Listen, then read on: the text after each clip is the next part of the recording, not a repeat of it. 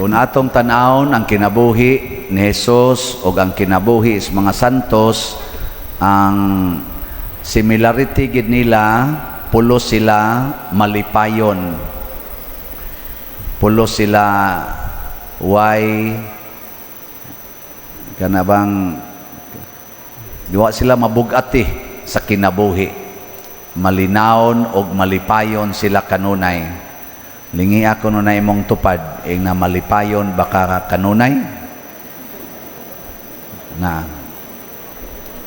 So kwahi sa ilang kinabuhi ang kalibutan karon matod pas mga analysis sa mga sociologists na majority kuno karon ang mga tao nga gibug-atan sa ilang kinabuhi na stress.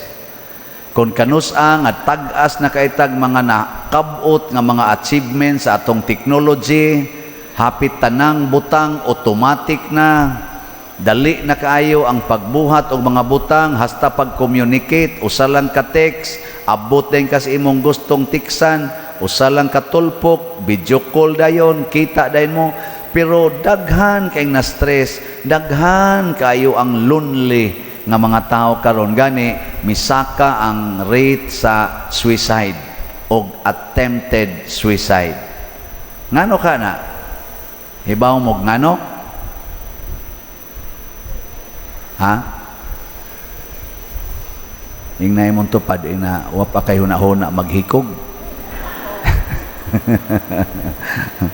Oy, mga batanon karon 12 anyos, 15 anyos. Uy, muattempt maghikog na ko, sus, kami sa una 12 anyos magduwa pang pabugno pa may kakaana, maglastiko anay, wa man may pressured karon. Uy, mga seryoso na kay sila nga unta ang communication karon porti namang kusuga, mura na malantag usa ka village nga usa lang nimo kasinggit, makontak man day nimo ang gusto nimong kontakon, ma-reach out man day nimo ang gusto nimong madunggan. Nganong na lonely man ang mga tao. Oh. Tungod kay matud pas ato diring ebanghelyo niingon dayon diri ang Ginoo katong nitingog ba dito sa panganod ang amahan, ingon siya, kini mao ang pinangga kong anak ug nalipay kaayo ko diha kaniya, pamati kamo kaniya.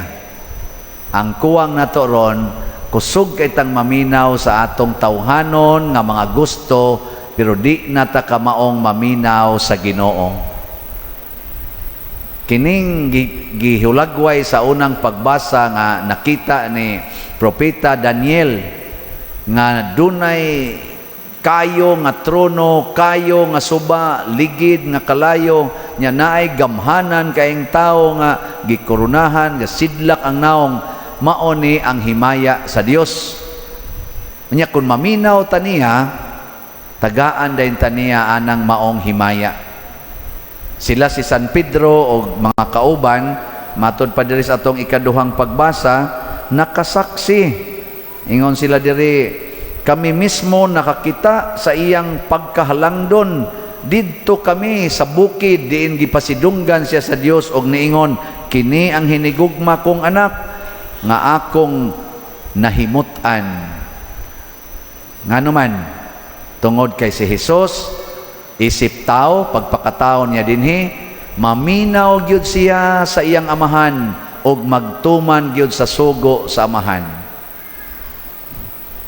Kinsa ninyo dinhing mga anak nga maminaw gyud sa tingog sa inyong ginikanan unya motuman gyud taas ang kamot. Mga anak nga maminaw gyud unya motuman sa sugo sa mga kaning ginikanan. Oh, tulora ka buok. Kasagaras mga anak, naagatutok sa cellphone, naas computer games, di nakakitag taos palibot. Mao na mahimo nang lonely ang mga ginikanan kay agi-agian na lang gasig-ana, dia pagigituslok dunggan, gisongsong dunggan aron di gyud makabati. Nya gatutok sa cellphone, di na makailag tao, di na kailag kuyog. Nyagpugson og anhi dinhi sa simbahan, magpunay na lang og liraw-liraw ang mata, usay matog, way gana, kay wa kasabot unsa ning giyaw-yaw sa pare. Mao na, O di na ta ka maong maminaw sa Ginoo. Kinsa dinhing mga banaha nga kanunay gyung maminaw sa Ginoo kung unsaon paghigugma ang ilang asawa. Taas ang kamot. Mga bana. Atoy tulo ka buok tas luyo. Sa day mo maminaw. Gabuot-buot na lang mo kung saan paghigugma inyong asawa. Mao na, resulta, away dayon. Akin sa dinhing mga asawaha nga mananghid Diyos Ginoo niya, mangutana gyud unsaon ako paghigugma ning akong bana. Taas ang kamot, mga asawa. Otro sa day mo. Mauna, na-approve na ang divorce, na-approve ang legal separation. Di man maminaw sa Ginoo. Bayon sa may giingos Ginoo para sa mga bana. Naana sa Ephesians chapter 5, pirmi ginang basahon inig kasal. Mga bana, pagpakamatay mo para sa inyong asawa, sama nga si Kristo nagpakamatay sa simbahan nga mao ang iyang asawa. Kinsa dinhing mga banaha nga musugot nga patyon sa asawa. Taas ang kamot. Tanawa, di ba? Tanawa man maminaw. Nga mga asawa, unsam sa gisultis Ginoo, niingon sa dang Ginoo nga, mga asawa, ay gid mong supak-supak sa inyong bana, sunda gyud sila sa tanang higayon, sama nga ang simbahan na minaw og nagsunod ni Kristo nga mao ang ilang bana, ang iyang bana. Kinsa dinhing asawaha nga di gyud mo yaw-yaw batok siyang asawa, ang bana mosunod ra gyud unsay decisions bana. Ta sa kamot.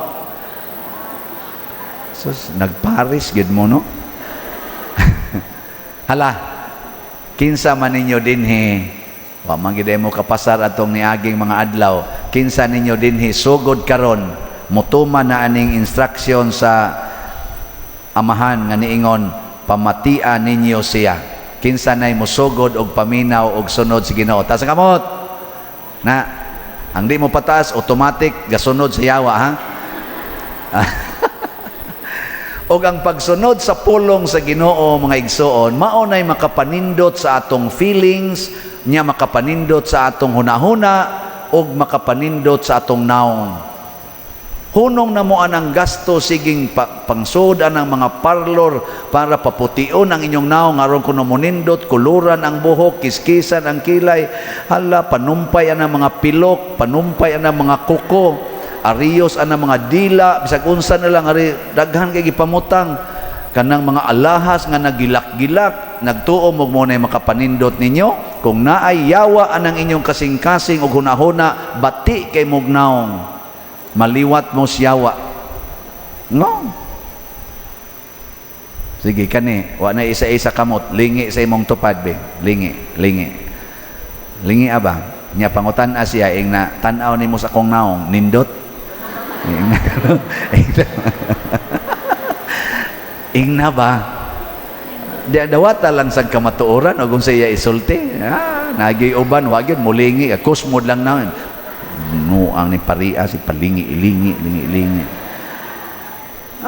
Ang makapanindot yun kanig yung kasing-kasing. Usag yun makapanindot sa kasing-kasing, kanang mo desisyon ka nga andam kang muantos og moalagad sa imong isig katao nga dili ka mangayo og baos.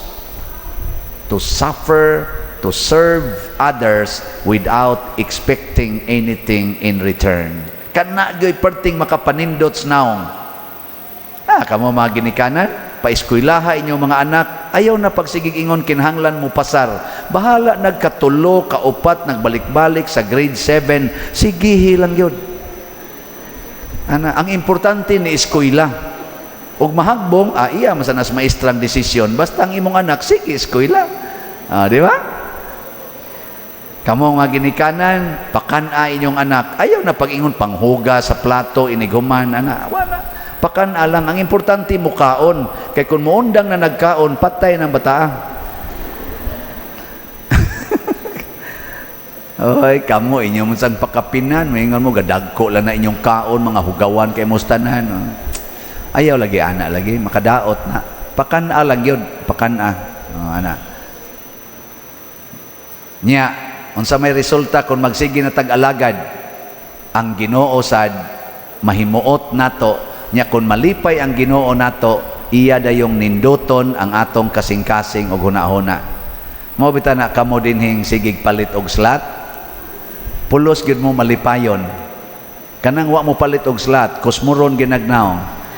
Ngano man wa man mo sukliis Ginoo, kay wa man mo mualagad sa parokya. Labi na ginang nipalit o kanang niapila ng atong 4-slot challenge. Hasta nindota lagi sa inyo mga naw. Okay, lingian na yung tupad. Na nakapalit na kang 4 slots. Wag yun, mulingi. Hadlok masag sumbalik ko. Sa ikaw, kapalit ka.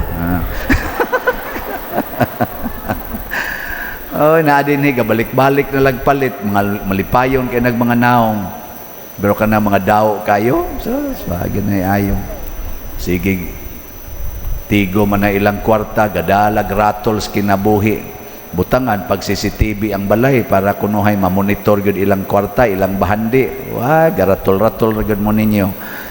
Kuhaan ang tanang CCTV, ablihin ang inyong pultahan, pasudlan ang tanan nga gustong mo share sa imong bahandi. Nawa, di ba, maglakaw kasdan, gasmile ka. Porti ginimong lipaya.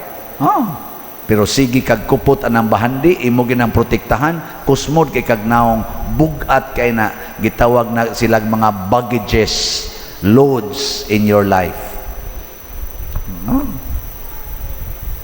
Mao na ron ang gitudlo oras kalibutan, likay mos antos. Unsa man paglikay sa antos? Daghan na inyong kwarta, trabaho gyud, trabaho niya bati kay sweldo, balhin dayon, balhin ug balhin asad ana. Isa unya bati ang asawa, balhin sa silingan.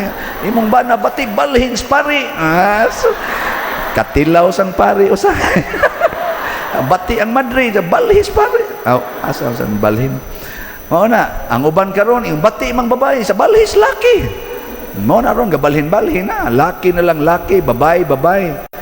Unya nakahatag nagkalipay, wa. Nakahatag og katagbawan, wa. Nakahatag og kalinaw, wa sad. Naggubat na hinuon, naggubot na hinuon, purti na gyung daghan ng mga katastrofes.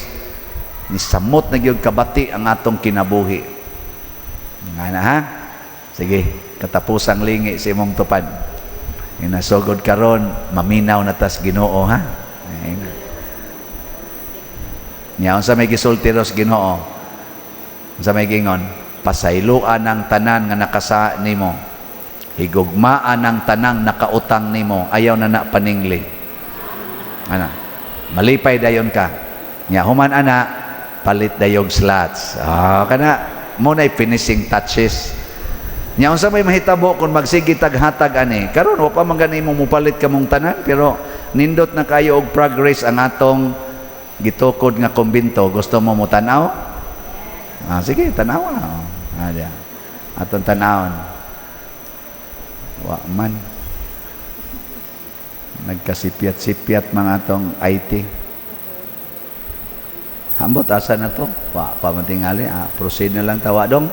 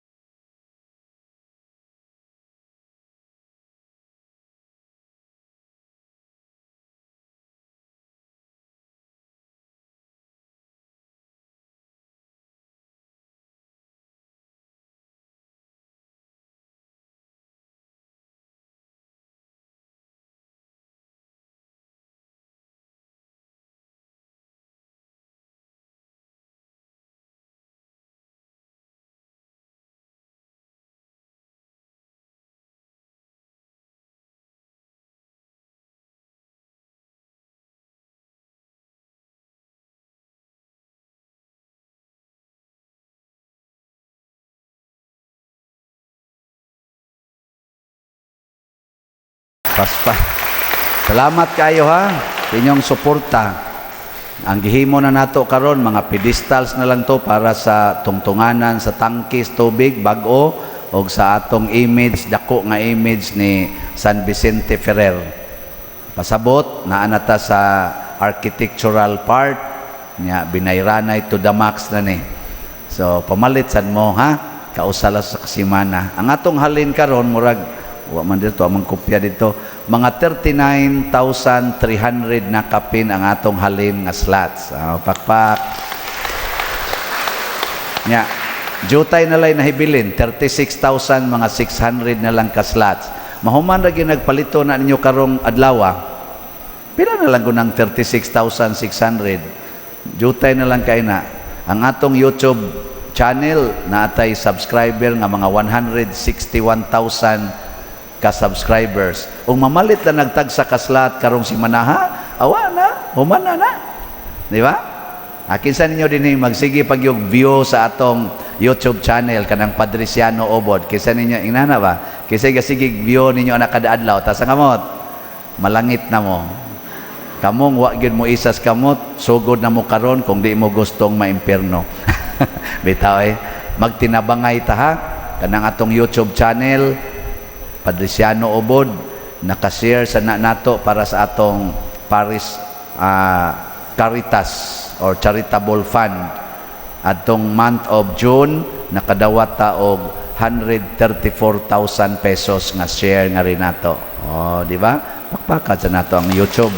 Salamat kayo.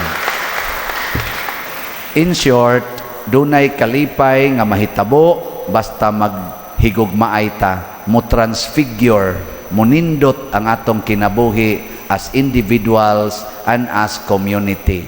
Pero mag-iyahay ganita, din ata maminaw sa Ginoo, ato na lang kaugalingon mo itong sundon, duna say disfiguration. Mag-away, mabungkag, maungkag, og mga daot ang atong kinabuhi. So hinaut unta, ato sang tabangan ang atong kaugalingon nga mo transfigure, pinaagi sa paghatag sa atong kaugalingon alang sa uban, sinunod ang mga pulong ni Kristo.